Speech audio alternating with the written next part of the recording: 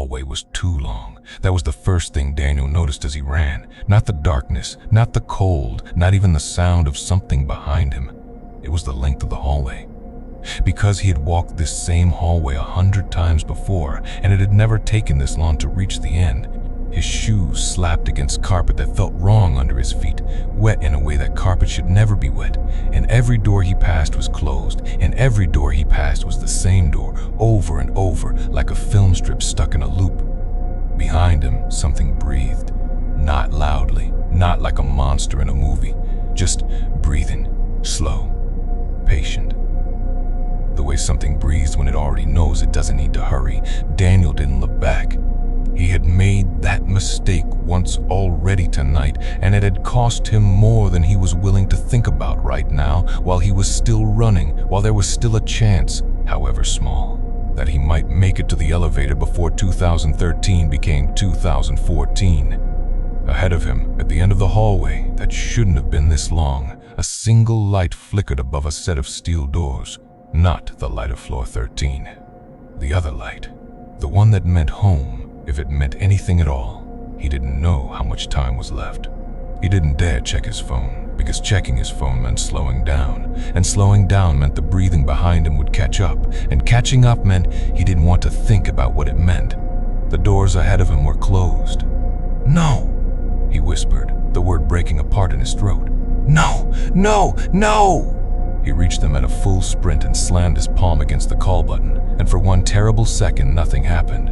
The hallway light above him buzzed and dimmed, and somewhere behind him the breathing stopped, which was worse. Somehow, so much worse, because when the breathing stopped, it meant it wasn't breathing anymore. It was standing still.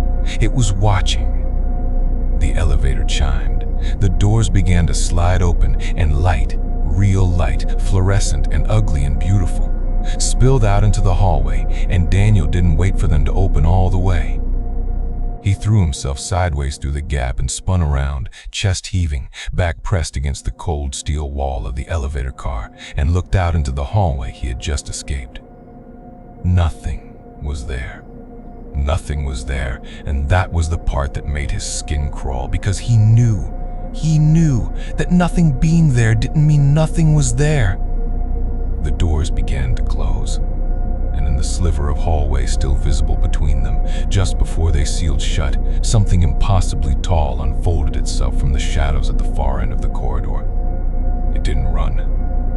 It didn't need to run. It simply stood there, watching him leave, the way a man watches a bus pull away that he was never going to catch anyway. The doors clicked shut. Daniel slid down the wall of the elevator until he was sitting on the floor, and he stayed there, shaking as the numbers above the door began to climb. 11:12. The number 13 flickered, just for a fraction of a second, the way it always did, and then it was gone, replaced by a normal, unremarkable 1, and the elevator doors opened onto the lobby of his apartment building, exactly the way they always had. Exactly the way they always had. Exactly the way they were supposed to. But none of this, the running, the breathing, the thing at the end of the hallway, none of it would make sense yet, because this is where the story ends. Let's go back to where it began. 24 hours earlier, Daniel Reyes had lived in exactly 6 apartments in the last decade, and none of them had ever felt like home. This one, a 1-bedroom unit on the 9th floor of a pre-war building called the Wexford Arms. Wasn't going to break that streak, but it was cheap and quiet and far enough from his old neighborhood that he wouldn't run into anyone who knew him and his ex-wife as a couple. That was the whole point, really. Distance. His divorce had finalized 6 weeks earlier, and the boxes in his new living room still had "Kitchen, Fragile" written on them in Sarah's handwriting, because she was the one who'd packed most of their old apartment before he'd even fully processed that they were splitting up. There was something quietly devastating about that, about being packed away by someone who already knew in their bones that the marriage was over, while you were still hoping it wasn't. He didn't unpack much that first week. He told himself it was because he was busy. A new contract gig doing back-end work for a logistics startup, 60-hour weeks, the kind of exhausting that made unpacking boxes feel like a luxury he couldn't afford. But the truth if he was honest with himself, was that unpacking felt like admitting this was real, that this was his life now. A one-bedroom with water-stained ceiling tiles and a landlord who never answered his phone. The Wexford Arms had been built in 1958, according to the plaque bolted to the lobby wall, though the building had the bones of something older. The lobby floor was checkerboard marble, cracked in 3 or 4 places and patched with concrete that didn't quite match. The mailboxes were brass, tarnished green at the edges, each with a small handwritten name card slid behind a strip of yellowed plastic.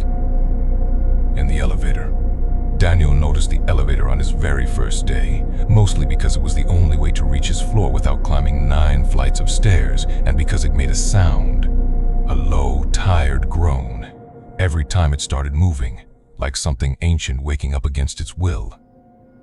The call panel in the lobby had 12 buttons. He remembered that detail specifically later because it would matter. 12 buttons, numbered 1 through 12, plus AB for basement and an L for lobby. A perfectly ordinary panel for a perfectly ordinary building. He pressed 9. The doors groaned shut. The elevator began its slow climb.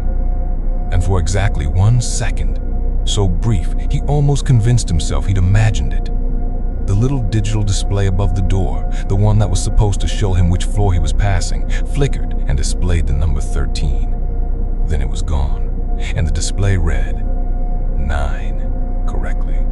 And the doors opened onto his hallway, and Daniel stepped out and didn't think about it again. Not that day, anyway.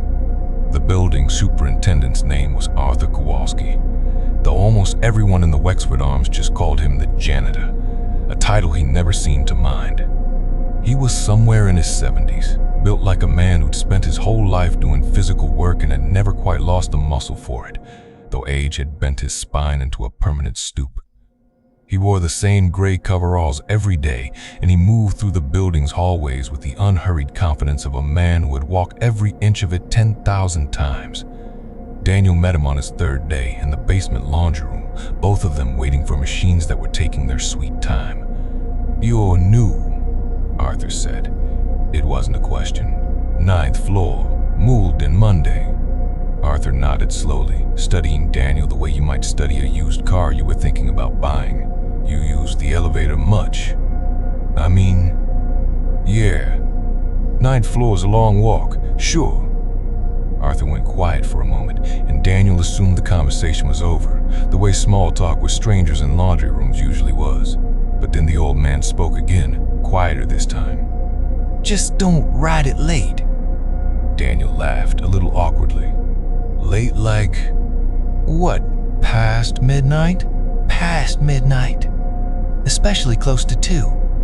Why does it break down?" Arthur's dryer buzzer went off, and he turned to open it, pulling out an armful of gray towels that all looked identical. He didn't answer right away. When he did, his voice had a strange flatness to it, like a man reciting something he'd said too many times to feel it anymore. "Sometimes it stops on 13, he said. Daniel blinked. "There is no 13. Building's only got 12 floors. "I know. So how does it stop on a floor that doesn't exist?"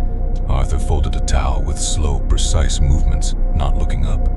"That's the question, isn't it?" "Okay," Daniel said, half smiling, waiting for the punchline. "So what happens if it does?" The old man finally looked at him, and there was nothing playful in his expression at all. His eyes were pale blue and roomy with age, but they were sharp, focused, entirely serious.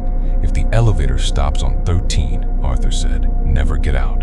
The dryer next to Daniel's buzzed, startling him, and by the time he turned back around, Arthur had already gathered his towels and was shuffling toward the stairwell door, leaving Daniel alone with the hum of machines and a sentence he couldn't quite shake. Never get out. He told himself it was a joke, an old building superstition, the kind every apartment complex probably had. A haunted room, a cursed apartment number, a story residents told to scare the new guy. Buildings this old always had stories. It didn't mean anything. He almost believed it. By his 2nd week, Daniel had settled into a rhythm. Wake at 7, work until his eyes blurred, order takeout he barely tasted, fall asleep to whatever true crime documentary happened to be playing. It wasn't a good life, but it was survivable, and survivable was more than he'd expected to feel 6 weeks out from watching Sarah carry the last box out of their old apartment. He started noticing the building's smaller oddities, the way you notice things about a place once you've lived there long enough to stop seeing it as new. The way the hallway lights on the 9th floor buzzed faintly at certain hours. The way apartment 9C's door always seemed to be cracked open a few inches, though he never once saw anyone go in or out of it. The way the whole building went quiet. Not just quiet, but still, in a way that felt deliberate, sometime around 1 in the morning.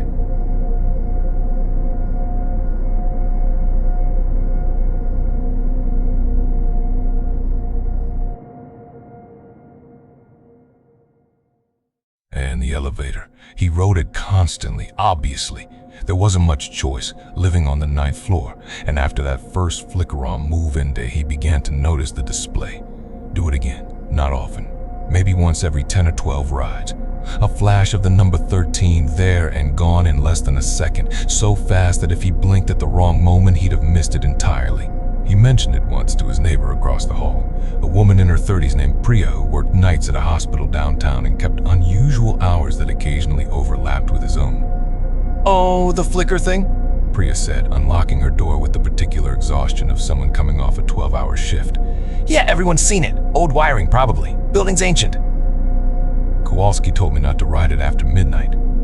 Priya's hand paused in the doorknob for just a second. Small, but Daniel caught it. "He'd tell you why. Something about it stopping on floor 13. She let out a short breath that wasn't quite a laugh. "Yeah, don't do that. Don't do what? Ride it after midnight or ask why. Both, honestly." Priya pushed her door open, and the hallway light caught her face in a way that made her look, for just a moment, genuinely tired in a way that had nothing to do with her shift. "Look, I've lived here 4 years. I take the stairs after midnight. Every single person on this floor who's been here a while does the same thing." "Make of that what you want. That's not really an answer. It's the only one you're getting from me." She managed a small, apologetic smile. "Welcome to the building, Daniel. Enjoy the low rent." She disappeared into her apartment before he could ask anything else, and Daniel stood alone in the hallway for a long moment, listening to the building's quiet, wondering, for the first time with something more than idle curiosity, what exactly it was that 4 years of long-term residence had learned to be afraid of. He didn't have to wait long to see it for himself. It was a Thursday, 11 days after he'd moved in, and he'd stayed at the office until nearly 1 in the morning trying to untangle a deployment issue that had taken down half the client's production environment. By the time he got home, he was running on caffeine fumes and the kind of bone-deep exhaustion that made everything feel slightly unreal, like he was watching his own life through a thin pane of glass. The lobby was empty. The Wexford Arms at 1 in the morning had the hollow, held-breath quality of an old church after the congregation had gone home, all that space echoing with nobody in it. He pressed the call button. The elevator groaned somewhere above him, beginning its descent. He didn't think about Arthur's warning. He was too tired to think about much of anything except his bed 9 floors up and how badly he wanted to be in it. The doors opened. He stepped inside, pressed 9. The doors groaned shut, and the elevator began its slow climb, and Daniel leaned his head back against the wall and closed his eyes, letting the tired hum of the motor lull him towards something almost like peace. He opened his eyes when the elevator didn't stop. The display read 9. Then it read 10. He frowned, pushing himself upright, watching the numbers climb past the floor he'd selected, past every floor this building was supposed to have. 11, 12. The elevator shuddered. Not violently, just a small, uneven lurch like a car passing over a pothole, and the lights inside the car dimmed to something dimmer, yellower, the fluorescent tubes overhead flickering with a strange, syrupy slowness. The display read 13. Daniel stared at it, his exhaustion evaporated all at once, replaced by a cold, prickling awareness that ran down both arms. There is no 13. The elevator came to a stop. Not the smooth, practiced stop he was used to after 2 weeks of riding it. This was slower, more deliberate, like the elevator itself was hesitating. The doors began to open. And beyond them, Daniel saw a hallway. It looked, at first glance, almost exactly like his own hallway on the 9th floor.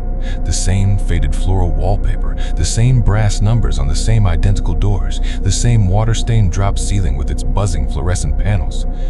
But something about it was wrong in a way he couldn't immediately name. The air that drifted into the elevator car was cooler than it should have been, and it carried a smell, old dust, and something underneath the dust that reminded him unpleasantly of a hospital corridor. The hallway lights were on, but dimmer than they should have been, casting everything in a sickly amber tone. And it was silent, not quiet. Silent in the specific, unnatural way that made the hair on the back of Daniel's neck stand up, because buildings were never actually silent. There was always something, a pipe groaning, a distant television, footsteps on the floor above.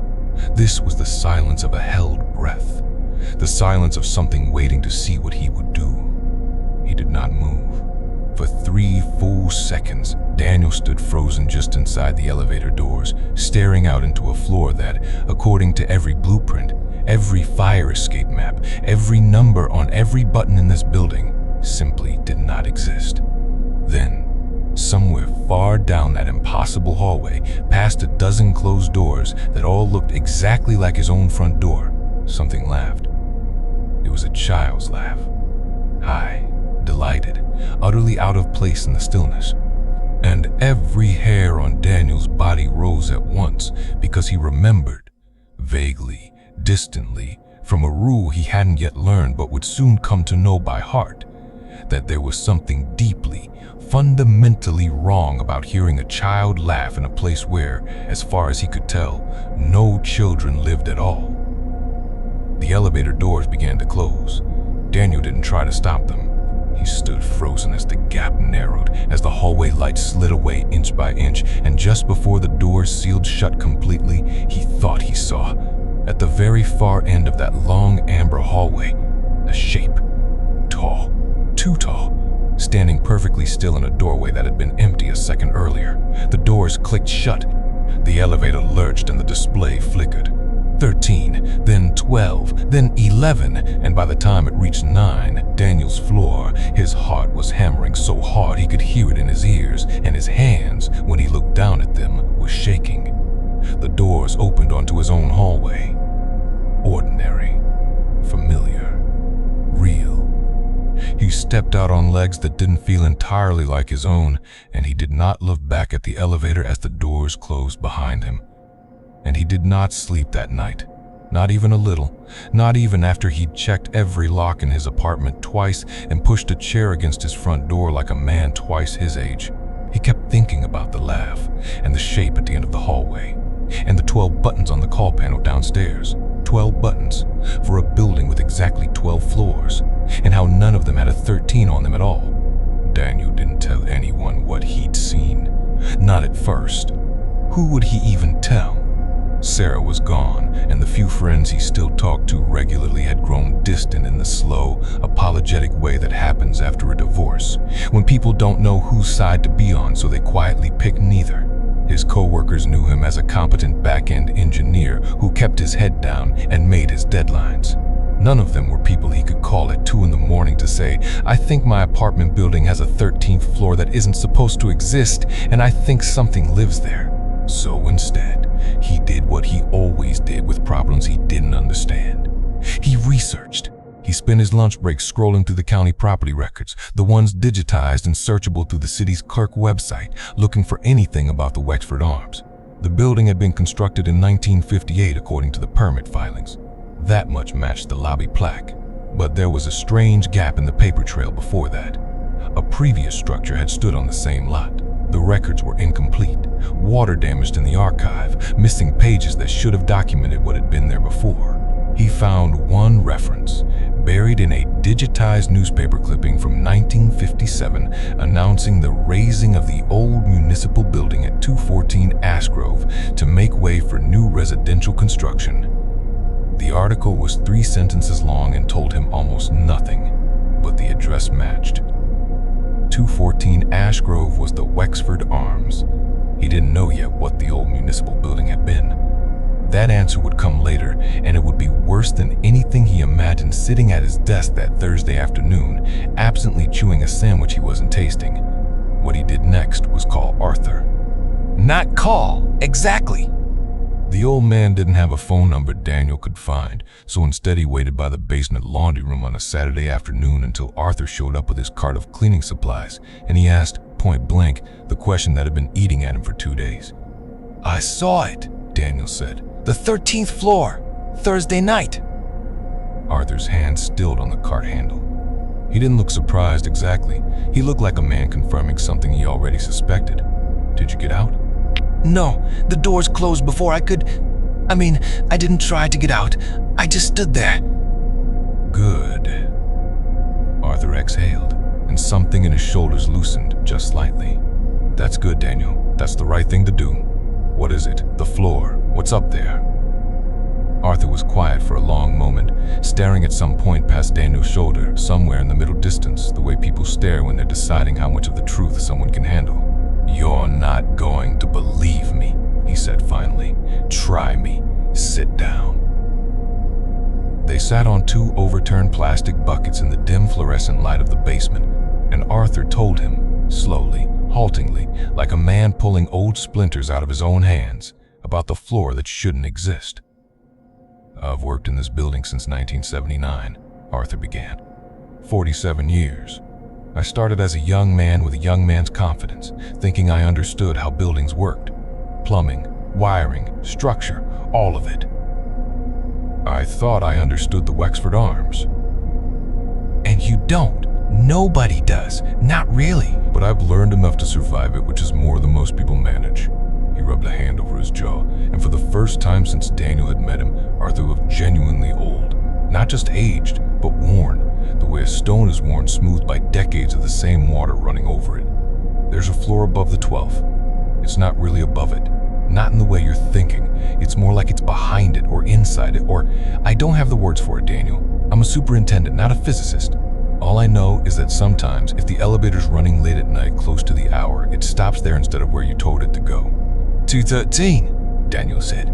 That's the time, right? That's what people mean when they say don't ride it near 2. Arthur nodded. The floor gets closer, I suppose, around that hour. I don't know why. I've heard theories. None of them matter much once you're standing in that hallway. Have you been there? On the 13th floor? Something crossed Arthur's face. Brief and old and full of a grief Daniel didn't yet understand.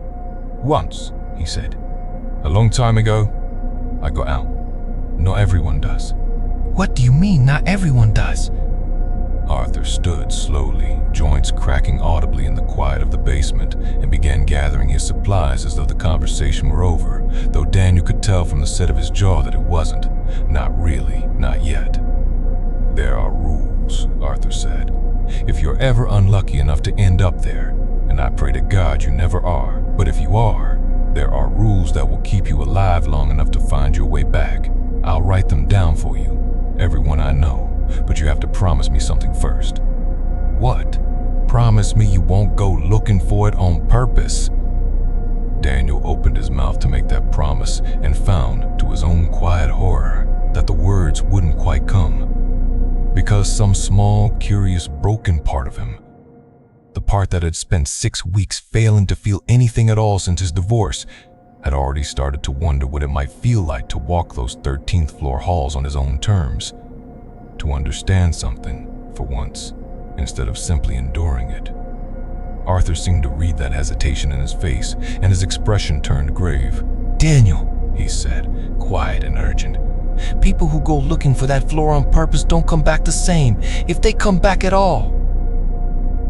I won't go looking for it, Daniel said, and he almost believed himself when he said it. Almost. Arthur gave him the list 2 days later, handwritten, on a torn sheet of yellow legal paper, folded into quarters and pressed into Daniel's palm in the lobby like contraband. Rules of the 13th floor, it read at the top, in shaky block capitals. 1. Never knock on an apartment door. 2. Never answer if someone knocks. 3. Never look through a peephole. 4. If you hear children laughing, hide immediately. 5. If every apartment door suddenly opens at once, close your eyes. 6. Never follow someone who looks exactly like you. 7. Never let the tall one see you running. 8. When the hallway lights turn red, remain perfectly still. 9. If the elevator appears while empty, don't enter it. 10. The only elevator that can take you home arrives at exactly 2130 a.m., but only for 13 seconds. Daniel read the list 3 times over, standing alone in his apartment with the door locked and bolted, and each time he read it, a new question bloomed in his chest, ugly and insistent. The tall one.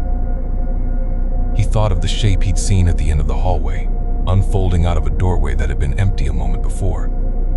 If you hear children laughing. He thought of the laugh he'd heard. Bright, delighted, deeply wrong. He folded the list and put it in his wallet behind his driver's license, where he would always know exactly where to find it. He told himself this was just information, just knowledge gathered for safety, the way you'd learn the exits of a building before a fire ever started. He told himself he had no intention of ever needing it. He was wrong about that, though not yet. Not for one more week. The week that followed was, on its surface, almost normal. Daniel went to work. He finished the deployment project that had cost him his sleep, and his manager sent a brief, business-like message of approval that felt, absurdly, like the nicest thing anyone had said to him in months. He unpacked 3 more boxes. He started sleeping with a small lamp on, which he told himself had nothing to do with the elevator and everything to do with the unfamiliar shadows of a new apartment. He saw Priya twice more in the hallway, and both times their conversation circled the same unspoken thing without ever quite landing on it. She asked him once if he'd seen anything, and when he admitted that he had, her face did something complicated, sympathy and fear, and something almost like relief at not being the only one. You should talk to Mrs. Alvarez in 9F, she told him. She's lived here the longest of anyone on this floor, longer than Kowalski even, I think. If anyone understands this place, it's her. Daniel knocked on 9F's door the following evening, and it took nearly a full minute of standing in the hallway before it opened. Slowly, on a chain lock, revealing a small, sharp-eyed woman somewhere in her 80s, dressed in a cardigan despite the summer heat, regarding him with the wariness of someone who had learned, a long time ago, not to trust easy things. "You're the new one on 9, she said. It wasn't a question, same as it hadn't been with Arthur. Apparently everyone in this building already knew everything about everyone. Daniel. Reyes. Priya sent you. She thought you might be able to help me understand. The floor, Mrs. Alvarez said, finishing his sentence with a flatness that suggested she'd finished this exact sentence many times before, for many people before him. Come in then, quickly. I don't like talking about it with the door open. Her apartment was crowded with the accumulated evidence of a long, full life. Photographs in mismatched frames, crocheted blankets over every surface, a shelf of ceramic figurines that had clearly been dusted with religious devotion. She gestured Daniel toward a worn armchair and sat across from him in a rocking chair that creaked with every small movement. I've lived in this building since 1971, she said without preamble. 55 years. I buried a husband and outlived 2 cats, and I have seen things in that elevator that would turn your hair white, so don't waste my time asking whether it's real. I know it's real. Ask me something useful. Daniel swallowed. How does it work? The floor. Why does it exist? Nobody knows why. Not really. There are stories, theories about what was on this land before the building went up. But why is the wrong question, dear. The right question is, how do you survive it? And the answer to that is simple. You follow the rules, and you never, ever go looking for trouble. I have the rules. Arthur gave them to me. Good. Learn them like scripture. Mrs. Alvarez rocked slowly, her eyes distant, and for a moment Daniel could see, underneath the sharpness, an old and very deep grief. I lost someone to that floor, a long time ago. My younger brother, Tomas. He was 23. He worked nights, same as half this building does, and one morning he simply didn't come home from his shift. Building super at the time, not Arthur, before him, found his coat in the elevator. Just his coat, folded on the floor like he'd taken it off and set it down and walked away from it on purpose. I'm so sorry. It was 1974. she continued, as though he hadn't spoken. I spent years trying to get someone, anyone, to take it seriously. Police said he'd run off. Family said I was making excuses for a boy who didn't want to be found. But I know what I know, Mr. Reyes. I rode that elevator myself once hunting for him. I saw the hallway. I heard the laughing. Her rocking chair went still. I got out. He didn't. The apartment was quiet for a long moment, filled only with the tick of an old clock somewhere out of sight. Do you think he's still there? Daniel asked before he could stop himself. After 50 years? Mrs. Alvarez's eyes came back into focus, sharp and sad all at once. I think time doesn't work the same way up there, she said. I think 50 years to us might be nothing at all to him. And I think that's the cruelest part of the whole thing, dear. Not knowing whether he's dead or whether he's still 23 years old somewhere above the 12th floor, waiting for a rescue that's never going to come. She didn't say anything else useful that evening. But she said one more thing as Daniel stood to leave that would echo in his head for days afterward. Long after he told himself he'd only asked these questions out of simple curiosity, and long after that lie became impossible to maintain. Don't go looking for my brother, she said, her voice suddenly fierce, gripping his wrist with surprising strength for a woman her age. Whatever you're thinking right now, and I can see it in your face, dear. I've seen that look before. Don't. Whoever you find up there won't be who you're looking for. Not anymore. He waited 3 more weeks before he broke his promise. He would tell himself later, much later, long after everything that happened, that it wasn't really a decision, that it crept up on him slowly, the way grief had crept up on him after the divorce, arriving in pieces too small to notice until they'd already added up to something enormous. But that wasn't quite honest. The truth was that Daniel Reyes was by nature a man who could not leave a broken system unexamined. It was the same instinct that made him good at his job. The compulsion to trace an error message back to its root cause, to understand why something was failing instead of simply patching around it. His entire marriage had ended in some sense because he'd spent too many years trying to debug a relationship that it needed something he didn't know how to give it. He hadn't understood the failure until it was already over. He was not going to let that happen again. Not with this. So on a Tuesday night, 3 weeks after Mrs. Alvarez gripped his wrist and told him not to go looking for her brother, Daniel set an alarm for 50 a.m. and he lay in bed fully dressed, staring at a ceiling, waiting for it to go off. He told himself he only wanted to look. Just look, from the safety of the elevator car, the way he had the first time. He would not step out. He would not break a single rule on Arthur's list. He simply wanted to see it again, to confirm it was real, to gather more information, the way he'd gather logs from a failing server. He believed this right up until 2009 a.m. when he pressed the call button in the empty lobby and the elevator groaned awake above him, and something in his chest, something reckless, something that had been quietly starving for weeks, whispered that maybe, just maybe, if Tomas Alvarez was still up there after 52 years, he deserved to be found. The doors opened. Daniel stepped inside. He pressed 9, out of habit, out of some flimsy attempt to preserve deniability even to himself. The doors groaned shut. 10, 11, 12. The lights dimmed to that same sickly amber. The elevator lurched, hesitated, and stopped. 13. The doors opened onto the hallway he remembered. Floral wallpaper faded to the color of old tea, brass numbers on identical doors, the drop ceiling with its slow, syrupy flicker. The cold hospital dust smell drifted in immediately, and the silence pressed against his ears like something physical. This time, Daniel stepped out. His shoes touched down on carpet that felt different from any carpet had a right to feel. Not wet exactly, but not dry either. Slightly spongy. Slightly alive. In a way he refused to think about too closely. Behind him, the elevator doors closed. He turned immediately, heart lurching, and found the doors were simply doors again, closed, ordinary, a call button glowing beside them exactly the way it should. He pressed it, just to test something, some small anchor of normalcy, and the button lit, but nothing happened. No groan of machinery, no sense that anything behind those doors was moving at all. He was alone, Correction, he was not alone. He simply hadn't seen anyone yet.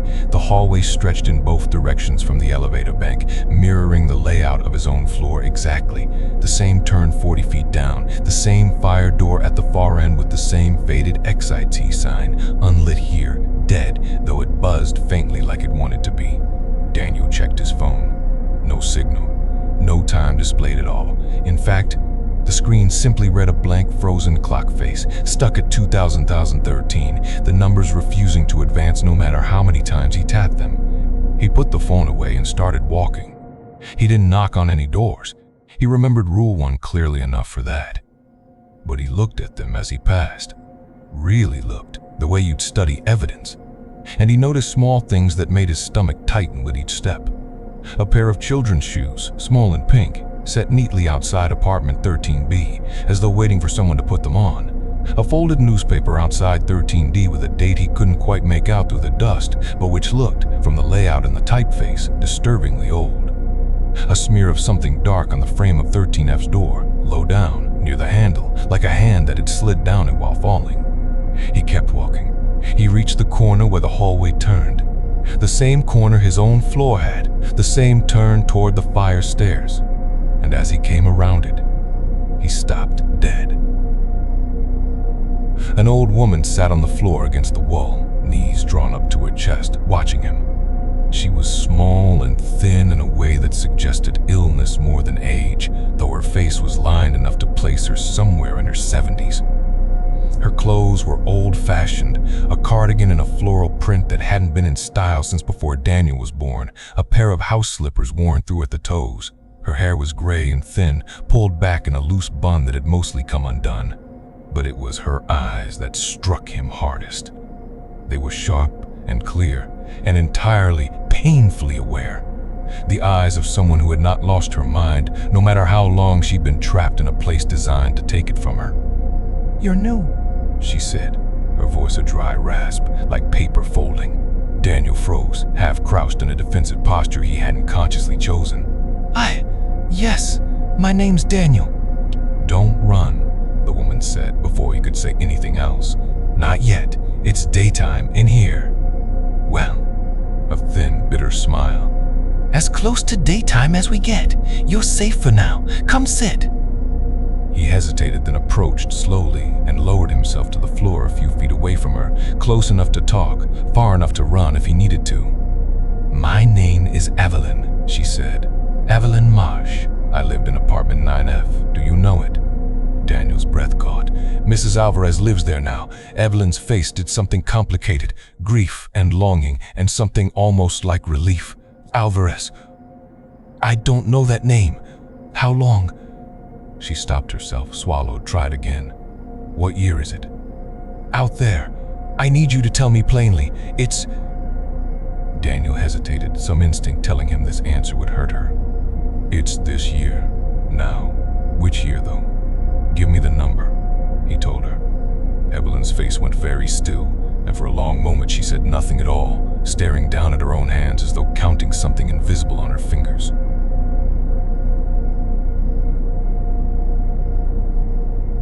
"I came up here in 1974, she said finally, quietly.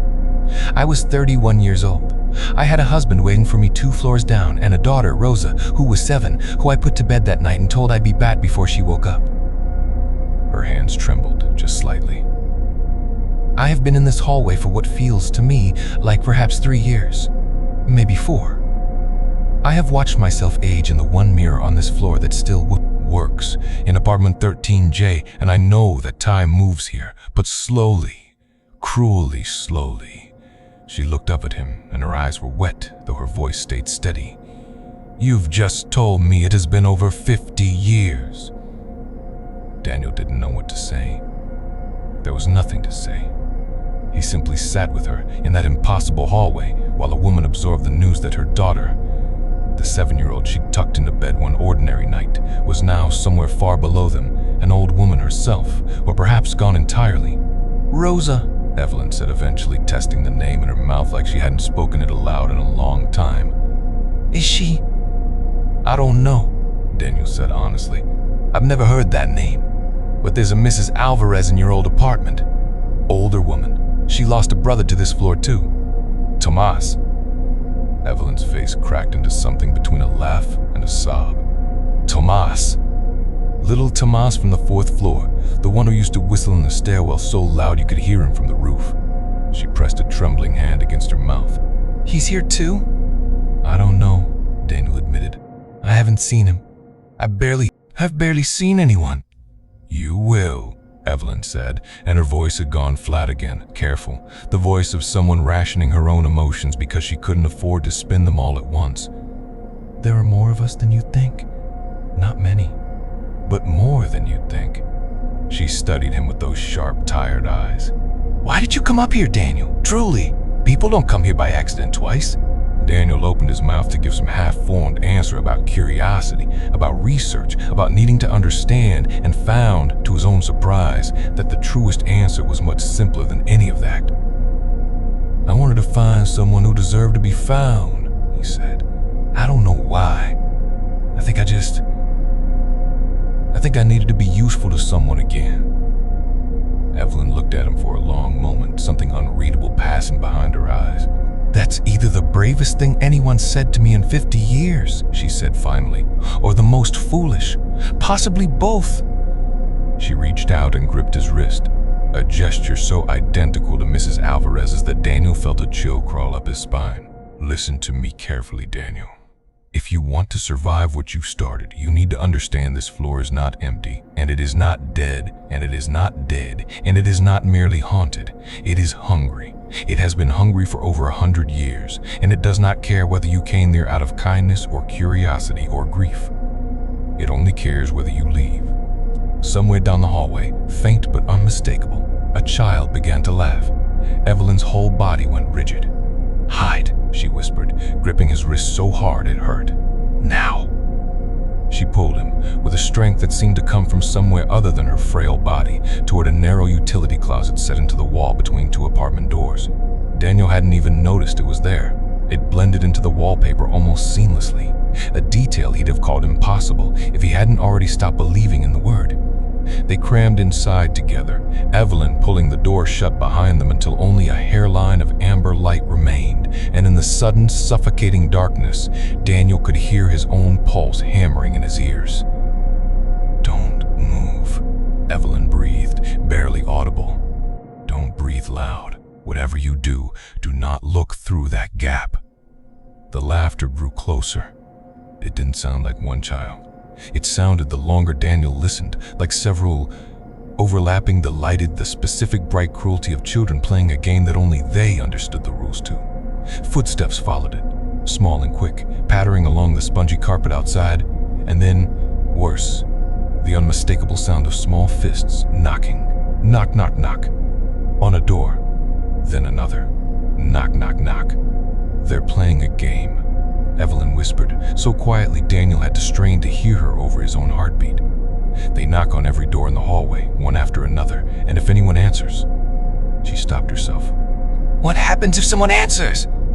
They stop being who they were, Evelyn said simply, and something in her voice told Daniel not to ask for more detail than that. The knocking came closer.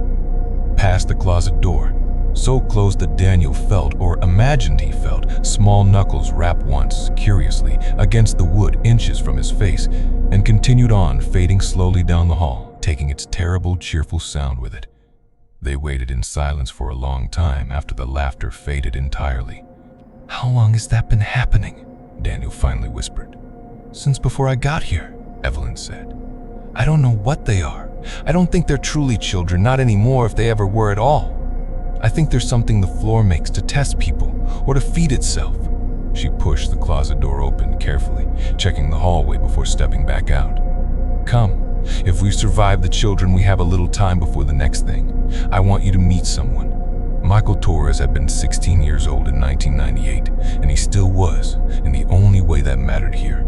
Frozen at an age he should have long since outgrown, wearing the same faded band t-shirt and ripped jeans he'd apparently had on the night he disappeared.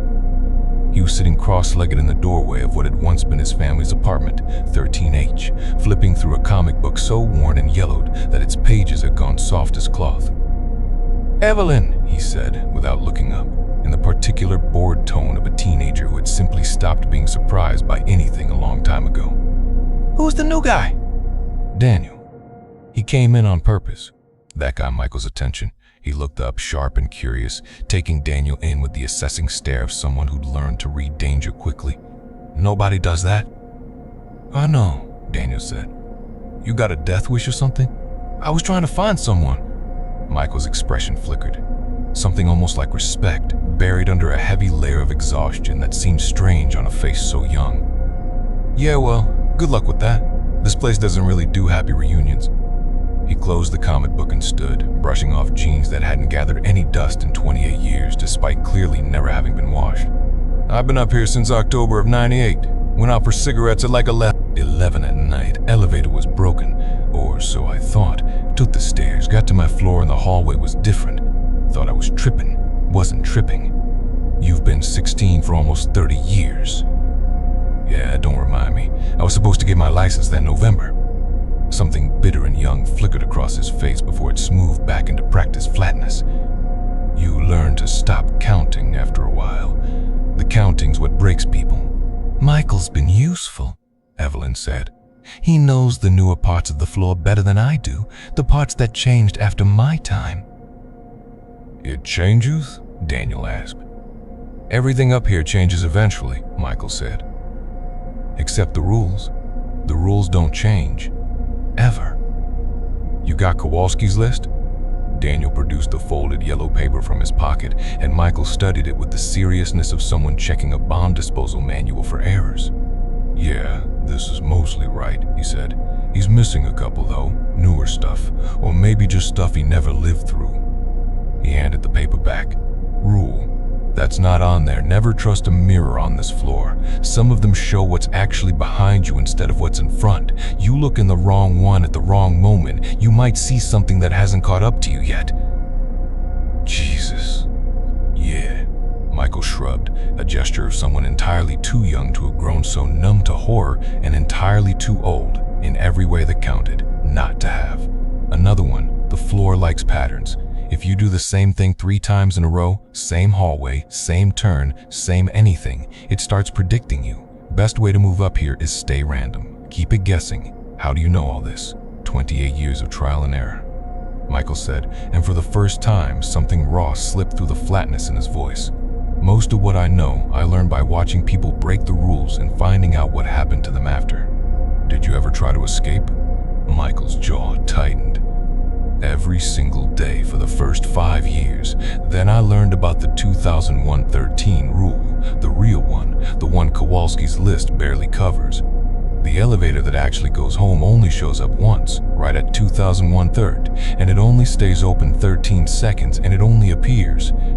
He glanced at Evelyn as though for confirmation, maybe once every few weeks, not every night.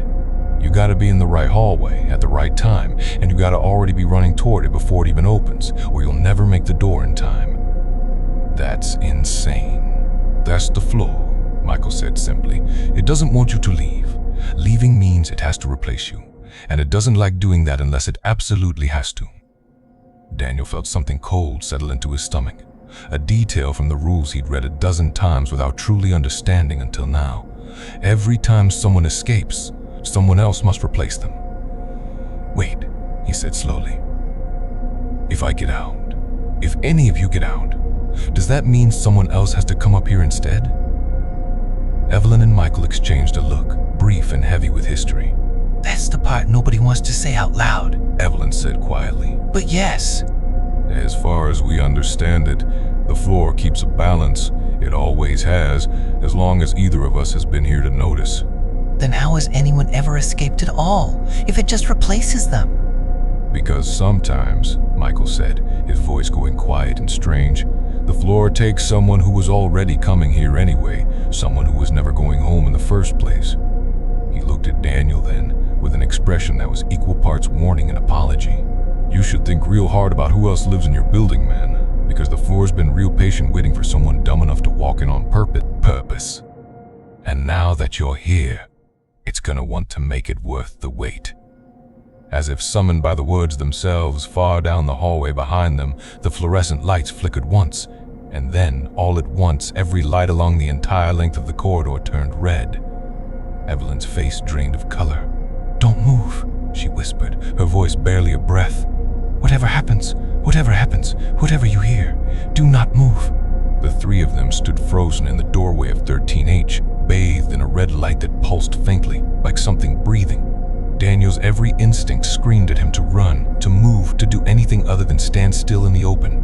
But he held it down, held his whole body rigid, because Evelyn's face told him more clearly than any words could that stillness was the only thing standing between them and something far worse than fear. At the far end of the hallway, past the turn, past a dozen closed doors, something began to walk. Daniel heard it before he saw it. A slow, deliberate footstep, and then another, spaced with an unnatural evenness, like a metronome set far too slow. Each step seemed to take longer than the last should have allowed, as though the thing making them existed slightly out of sync with the passage of time around it. Then it came around the corner. It was tall. Impossibly, wrongly tall. Nearly 7 feet, Daniel guessed, though something about its proportions made that number feel insufficient, like his mind was rounding an incomprehensible truth down into something it could survive looking at. It wore what might once have been a hospital orderly's uniform, pale and yellowed with age, hanging loose on a frame that seemed to have too many joints in all the wrong places. Its face, what little of it showed beneath a low, wide-brimmed cap, was smooth and featureless in the dim red light, save for 2 depressions where eyes should have been, dark and empty as unlit windows. This was the caretaker. Daniel had never seen a photograph of it, never heard it described in any detail beyond Arthur's rules and Michael's warnings, and yet some ancient animal part of his brain recognized it instantly and completely for exactly what it was, not a person. Not even, really, a monster in any traditional sense. Something more like a function, a mechanism built into the floor itself whose only purpose was to enforce. It moved down the hallway at that same unhurried metronomic pace, pausing before each door, tilting its head. Too far, too slowly, as though listening for something inside. It paused longest outside 13F, the door with a dark handprint smeared low near the handle, and made a sound Daniel would spend the rest of his life trying not to remember, a long, wet exhale, almost like disappointment. Then it continued on. It reached the doorway of 13H, where Daniel, Evelyn, and Michael stood pressed into the shadows, utterly motionless, and stopped. Daniel's heart felt like it had turned to ice in his chest. The caretaker's head tilted toward them, slow and deliberate, those dark hollow sockets settling on the doorway as if it could see straight through the gloom to the 3 of them standing there, barely breathing. Evelyn's hand found Daniel's wrist again and squeezed once, hard. A silent command. "Don't move." He didn't. He held himself so still that his lungs began to ache from shallow breathing, so still that a single bead of sweat rolled down his temple and he didn't dare wipe it away. So still that time itself seemed to stretch and thin around that one held moment. The caretaker's featureless face angled toward them for 3 seconds, 5, 10. And then, without any apparent reason, it turned and continued on, resuming its slow, unhurried patrol down the hallway, and Daniel felt Michael's hand land on his shoulder in silent, shaking relief. They didn't speak again until the red lights faded back to their usual sickly amber, long minutes later. "What was that?" Daniel finally managed, his voice barely a whisper. "The caretaker," Evelyn said. "It doesn't hunt exactly. Not the way you think. It patrols, it checks, it's looking for anyone who's broken a rule, anyone who ran when the lights turned red, anyone who answered a knock, anyone who answered a knock, anyone who answered a knock, anyone who's marked itself as prey some other way." "If it finds you following the rules." Michael's face went pale in the dim light. "Then it hunts you," he said. "And it doesn't stop. Not ever. Not until it catches you or you make it back to the elevator. I've seen it happen twice." Neither time ended well for the person it was chasing. What happened to them? Neither Evelyn nor Michael answered that question, and the silence that followed told Daniel everything he needed to know. They found a relatively safe corner of the floor. An old laundry room near the fire stairs, its door propped with a length of pipe that Michael assured him would at least slow anything down.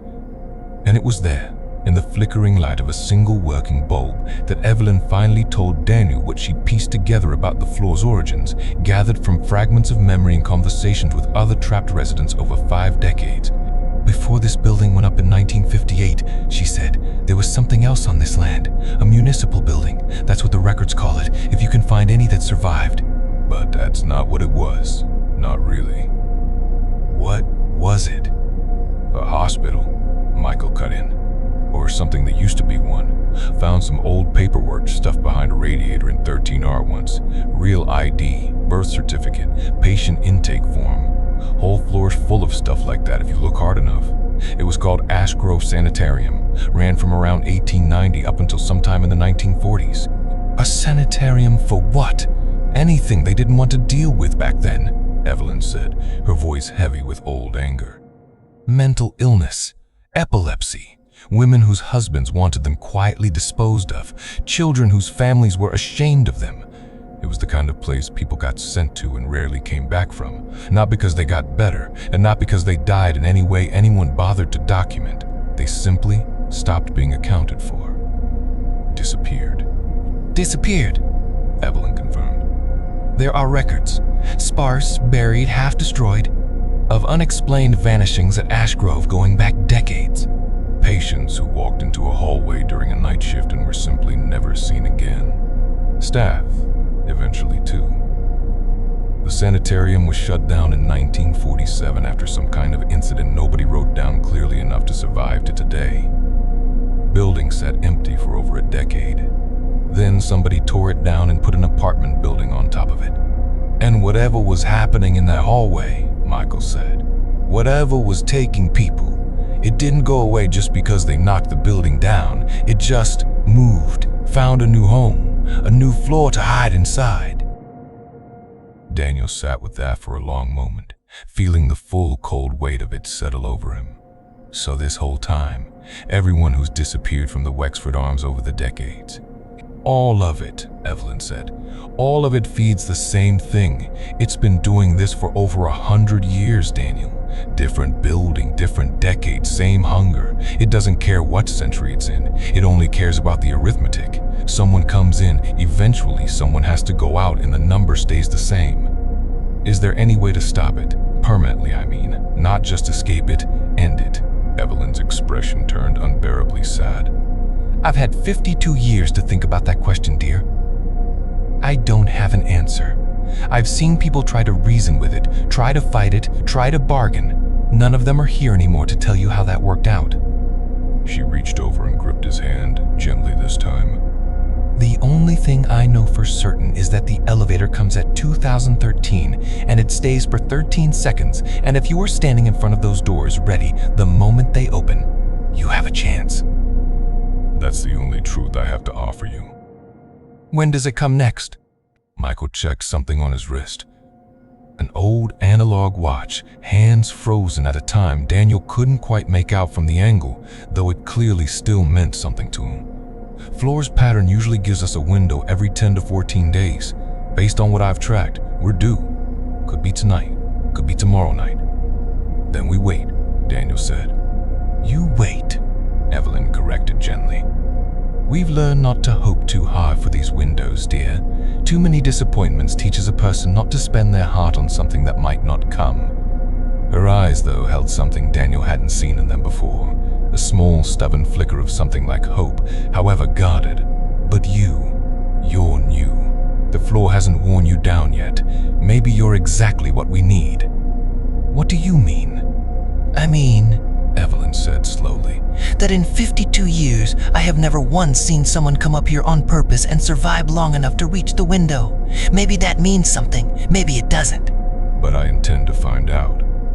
Michael was quiet for a moment, staring at the propped laundry room door, his young face aged by decades of watching people hope and lose. "There's a cost to that, though," he said finally. "You know that, right? If you get us both out, if all three of us make it. The floor doesn't just let that go. Somebody's got to come up here to balance it." "Then we don't tell anyone," Daniel said. "We don't lure anyone up.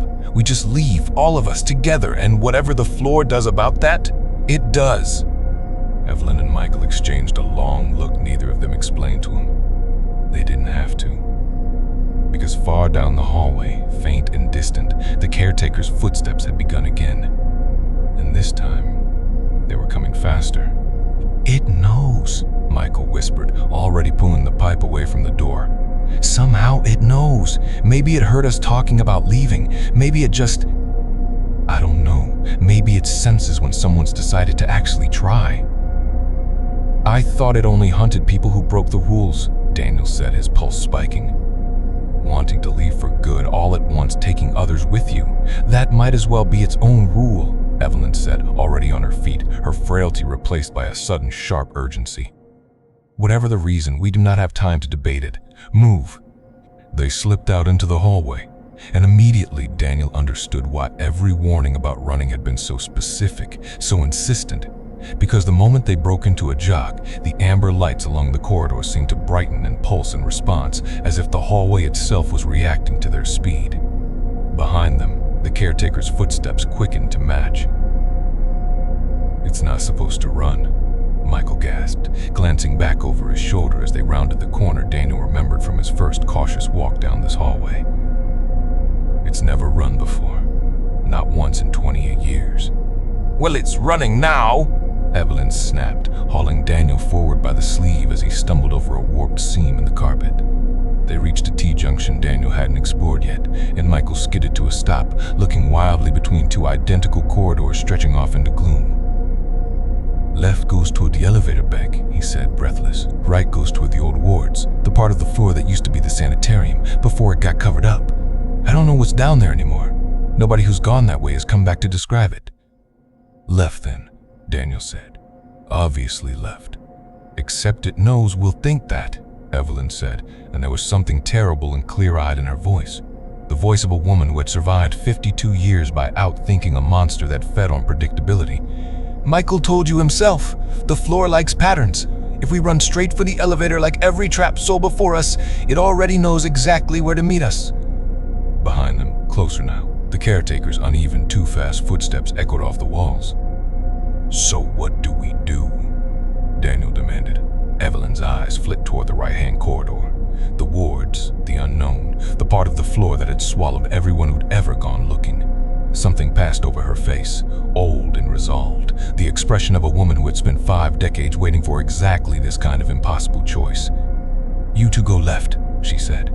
Straight for the elevator bank. Don't stop, don't look back, don't slow down for anything. Evelyn. I'll go right, she continued, cutting him off, her voice steady despite the footsteps closing in behind them. I'll make noise. I'll make it think we split up to be harder to catch, which is true as it happens. It'll have to choose which of us to chase, and I intend for it to choose me. No, Daniel said immediately. Absolutely not. We're not leaving you. I have been in this hallway since before your parents were born, Daniel Reyes. Evelyn's grip on his arm tightened, fierce and sudden. I have watched dozens of people I love disappear behind these doors, and I have never, not once, been given the chance to choose how it happened for someone else. I am choosing that. Now, let me have this. There has to be another way. There isn't time to find one, Michael said quietly, and Daniel turned to find the boy's young face set with a grim, resigned understanding that made him look, for just a moment, far older than 16. She's right. It's the only play that gives us a real shot. Evelyn released Daniel's arm and stepped back, already angling toward the right-hand corridor, toward the wards, toward whatever waited in that unmapped dark. Now, let me have this. There has to be another way. There isn't time to find one, Michael said quietly, and Daniel turned to find the boy's young face set with a grim, resigned understanding that made him look, for just a moment, far older than 16. She's right. It's the only play that gives us a real shot. Evelyn released Daniel's arm and stepped back, already angling toward the right-hand corridor, toward the wards, toward whatever waited in that unmapped dark. Daniel felt something break inside his chest, sharp and sudden, grief slamming into him with a force that nearly buckled his knees. But Michael's hand closed hard around his wrist and hauled him left toward the elevator bank, and there was no time left for anything except running. She bought us time, Michael Michael said, his voice raw. "Don't waste it standing still." They ran. The elevator bank appeared ahead of them exactly where Michael promised it would be, the same steel doors Daniel had first stepped through weeks ago, the call button glowing faintly amber in the gloom. Michael slammed his palm against it, and nothing happened. No groan of machinery, no light shifting behind the doors, nothing at all. "It's not the right one," Michael said, breathing hard. "This is just the regular elevator. It only goes as far as the 12th floor from up here. Dead end! We need the other one!" "What other one?" "The one that only shows up at 2113. It doesn't always appear at this exact bank. Sometimes it's here. Sometimes it's 2 floors down, or in the stairwell, or—" Michael stopped himself, glancing at a watch whose hands, Daniel now noticed, had begun very faintly ticking forward, as though time itself was accelerating towards some critical threshold. "We've got maybe 6 minutes. Come on." They ran on, deeper into a section of the hallway Daniel hadn't yet explored, past doors that grew older, looking the further they went. Wallpaper peeling in long, dry curls, brass numbers tarnished nearly black, one door standing open onto a room that had, impossibly, the white-tiled walls and iron bed frame of a hospital ward instead of an apartment living room. Daniel didn't stop to look inside. He didn't dare. Behind them, distantly, he heard it. A long, tearing shriek that didn't sound remotely human, followed by silence. Michael's face went white. He didn't say anything. He didn't have to. They kept running. Ahead of them, at the end of this new stretch of hallway, a second elevator bank came into view, older than the first, its doors a dull, aged bronze instead of steel, with no call button at all, just a blank wall where one should have been. "That's it," Michael said, skidding to a stop in front of it, chest heaving. "That's the one." "How do we call it if there's no button?" "You don't call it. You wait, and you watch." Michael checked his watch again, and this time Daniel could clearly see the second hand ticking, faster now, unnaturally fast, counting down towards something. 2 minutes, maybe less. Somewhere behind them, footsteps resumed. Fast. Too fast. Coming directly toward them now, with no more hesitation at all. "It's coming," Daniel said. "Yeah," Michael said, and there was something in his voice, a terrible, quiet calm. That made Daniel turn and look at him fully for the first time since they'd started running. "Michael, I've been up here 28 years, Michael said, not looking at him, staring instead at the bronze doors as though he could will them open through sheer force of focus. 28 years, and I've never once been standing this close to a real chance to leave. You know what the worst part is. Don't, Daniel said, already understanding where this was going, already hating it. The worst part is I don't even remember what home actually feels like anymore, Michael continued, quiet and steady. I remember the idea of it, my mom's voice, the smell of our old kitchen, but it's like remembering a movie you watched once as a little kid. It's not real to me the way it used to be.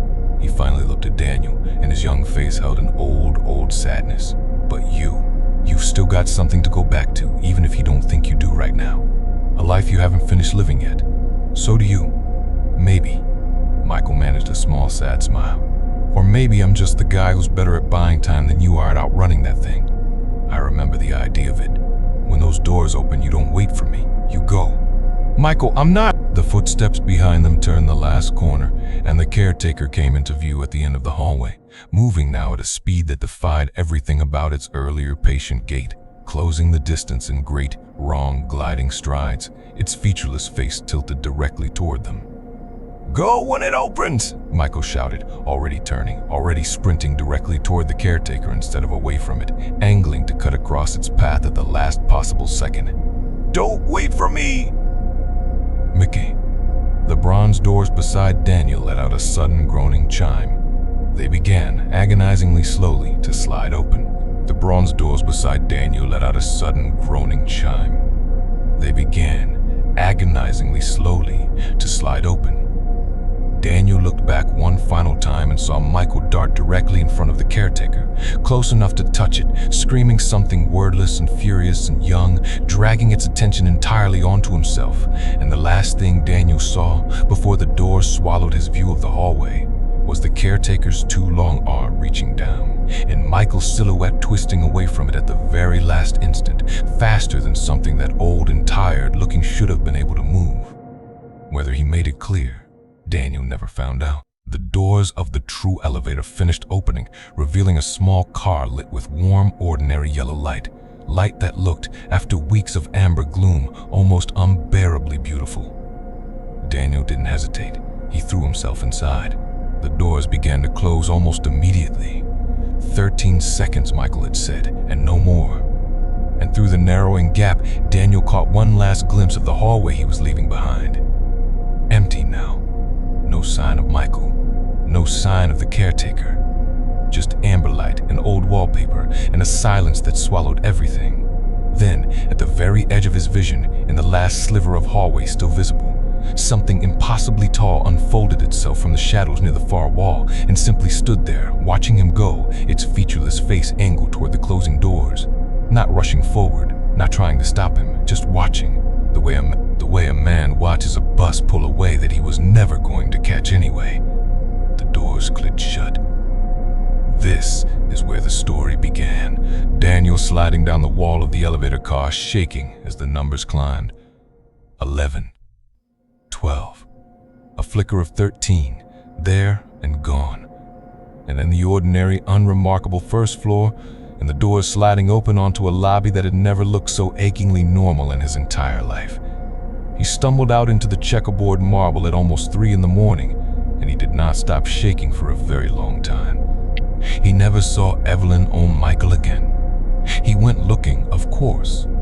That same broken, compulsive part of him that had gotten him into this in the first place refused to simply let it go. He rode the elevator dozens more times over the following weeks, always alone, always careful, watching the display for that telltale flicker. It never stopped on 13 again. Not once. Not for him. He told Mrs. Alvarez what had happened, all of it sitting in her crowded apartment with its crocheted blankets and ceramic figurines, and she wept, quietly, with the particular restraint of someone who had done most of her real grieving 50 years earlier and had only a little left to spend. When he told her that her brother's sister had never stopped looking for him and had spent her final known moments running into the dark to buy a stranger's freedom. She was always like that, Mrs. Alvarez said when she could speak again. Even before. Braver than the rest of us combined. Daniel didn't tell her everything. He didn't tell her about the shape at the end of the hallway or the sound Michael's voice had made, screaming something wordless and young and furious in the last seconds before the doors closed. Some things, he decided, didn't need to be carried by anyone else. He moved out of the Wexford Arms 2 months later.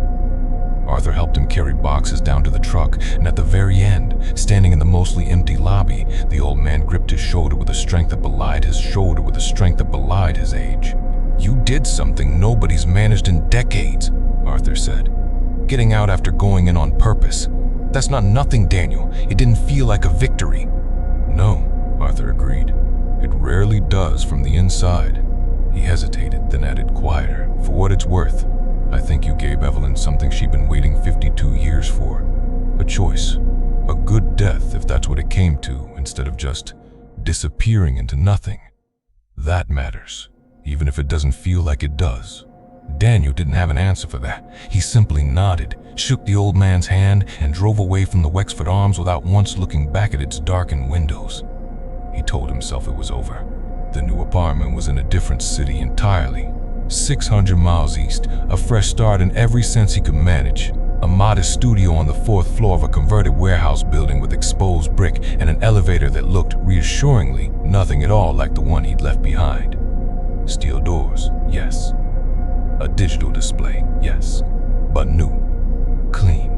Built within the last decade, with a call panel that had exactly 6 buttons for exactly 6 floors and nothing more. He unpacked everything, this time. Every box within the first week. He hung photographs. He bought furniture that wasn't secondhand.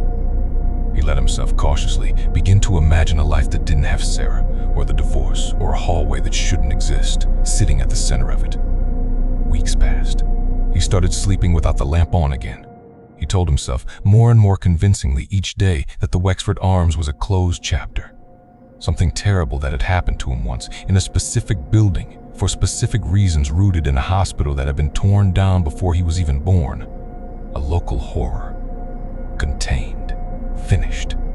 He was wrong about that, though he wouldn't understand exactly how wrong until one ordinary Tuesday evening, nearly 2 months after the move, when he stepped into the elevator of his new building after a long day at his new job and pressed a button for the 4th floor and leaned his head back against a wall the way he always did, eyes closing for just a moment in the particular exhaustion of a person who had finally, almost, started to feel safe again. The elevator began its climb. He opened his eyes when it didn't stop at 4.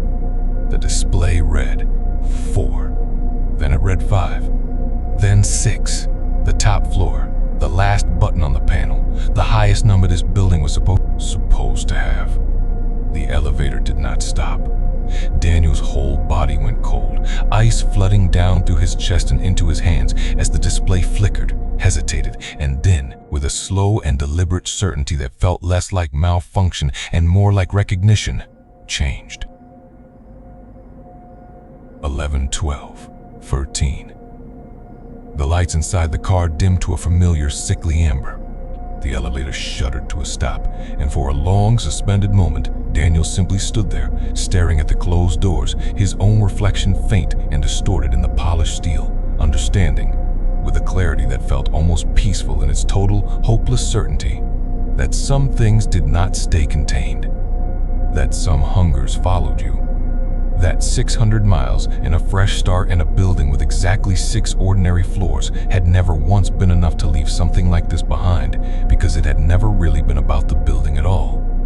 It had been about him. It had marked him the moment he stepped out onto that floor with his own 2 feet, the moment he broke the promise he'd made to Arthur, the moment he chose, out of grief and loneliness and some broken need to matter to someone, to go looking for a floor that was never supposed to exist.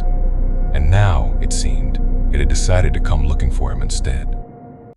The doors began, slowly, to slide open. Beyond them, a hallway, identical to his own in every detail he could see. Old wallpaper, identical doors, that same amber light and that same terrible waiting silence. And somewhere, impossibly far away and impossibly close all at once, a child began to laugh. Daniel did not move. He did not run. He simply stood there, at the threshold between one world and the other, as the doors finished opening completely, and the darkness beyond them settled, patient and hungry, waiting to see what he would do. Fade to black.